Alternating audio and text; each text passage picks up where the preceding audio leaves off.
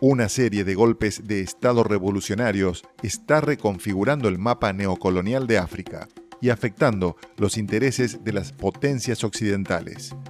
Esos movimientos tienen lugar en la región del Sahel, esa vasta zona de transición ecoclimática entre el desierto del Sahara y la sabana sudanesa. El Sahel es inmenso y se ensancha por 6.300 kilómetros, desde la costa del Mar Rojo hasta el Atlántico, por una extensión superior a la de Europa Occidental, e incluye parte de los territorios de 10 países: Eritrea, Etiopía, Sudán, Chad, Nigeria, Senegal, Mauritania, Malí, Níger y Burkina Faso.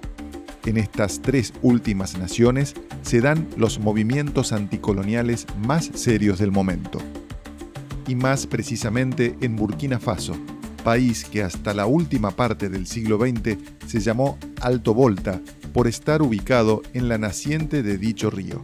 Durante décadas, Burkina Faso formó junto a varios de sus vecinos en Francáfrica ese grupo de naciones técnicamente independientes que, sin embargo, fueron objeto del neocolonialismo francés en lo económico. Si bien Francia tuvo en su auge influencia neocolonial sobre más de 20 naciones africanas, son 14 los países que utilizan el franco CFA como moneda de curso legal. El franco CFA se emite en Francia y es el instrumento de dominación económica que esa potencia occidental emplea en la región mediante la estafa del señoreaje.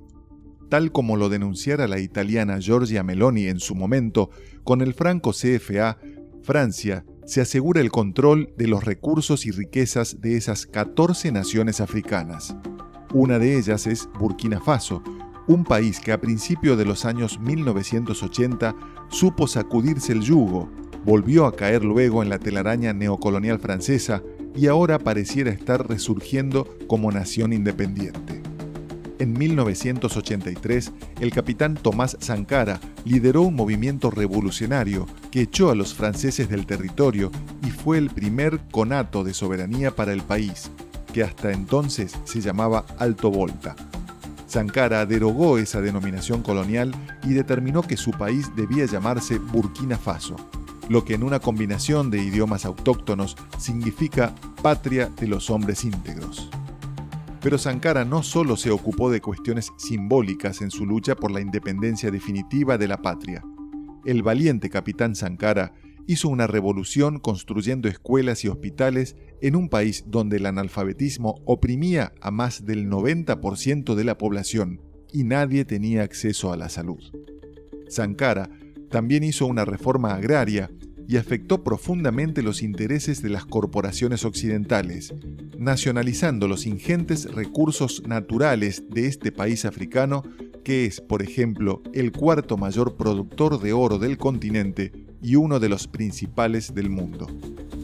Los neocolonialistas ofendidos por la revolución no iban a quedarse de brazos cruzados y en 1987 corrompieron a uno de los militares más cercanos a Sankara, el capitán Blaise Compaoré, para que éste traicionara e hiciera un golpe de Estado reaccionario. Compaoré lo hizo asesinando a Sankara y a unos 20 colaboradores suyos en el proceso. Terminaba allí un período de 4 años en el que Burkina Faso fue por primera vez libre. Al hacerse con el poder en el Estado, Compaoré revirtió inmediatamente todos los logros revolucionarios de Sankara y puso a Burkina Faso otra vez bajo la bota del neocolonialismo francés. Tanto las nacionalizaciones como la reforma agraria y demás políticas soberanas fueron derogadas en la práctica. Escuelas y hospitales fueron vaciados hasta cerrarse y el pueblo-nación burkinés volvió al sometimiento del que había sido sujeto hasta 1983. El reaccionario y cipayo Compaoré gobernó con un régimen de terror durante 27 años hasta 2014, y al intentar atornillarse aún más en el poder, fue derrocado ya no por un golpe revolucionario, sino por una movilización masiva de la ciudadanía que quedó internacionalmente conocida como la Revolución de los Desposeídos. El resultado de esa movilización en el mediano plazo habría de ser otro golpe revolucionario como el de Thomas Sankara en 1983. Ahora, liderado por otro referente carismático, el también capitán Ibrahim Traoré, quien a partir del 30 de septiembre de 2022 empezaría a enterrar definitivamente lo que quedaba del legado cipayo de Compaoré. Traoré empezó las tareas de reivindicación rechazando un préstamo ofrecido por el Fondo Monetario Internacional, diciendo con todas las letras que África no necesitaba del Banco Mundial, del FMI, de Europa ni de los Estados Unidos. Y allí comenzó a tomar forma aquello que en el prospecto ya se presentaba como una revolución en serio.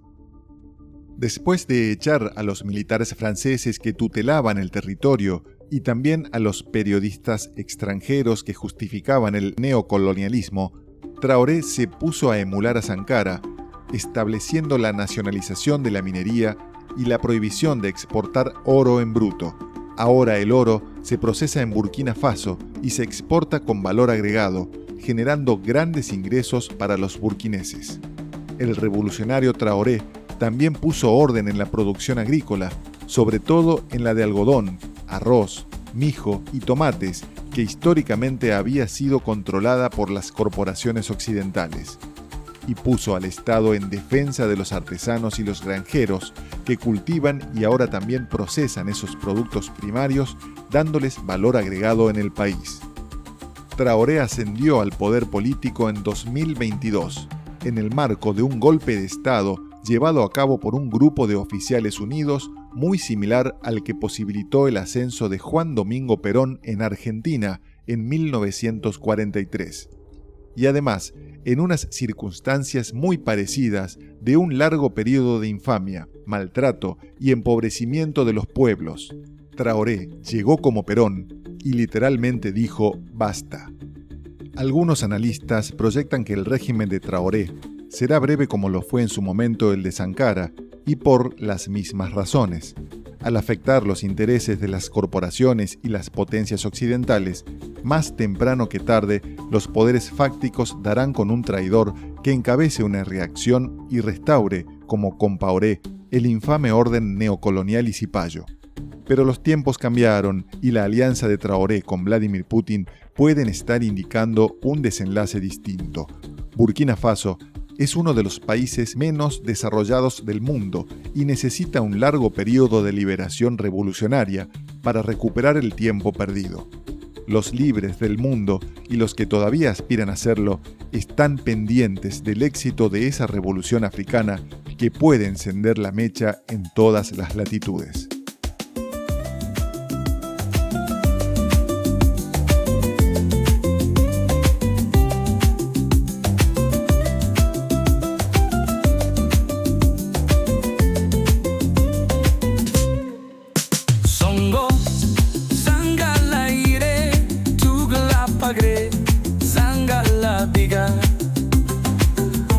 Burkina Faso en bar, raga y a la boga.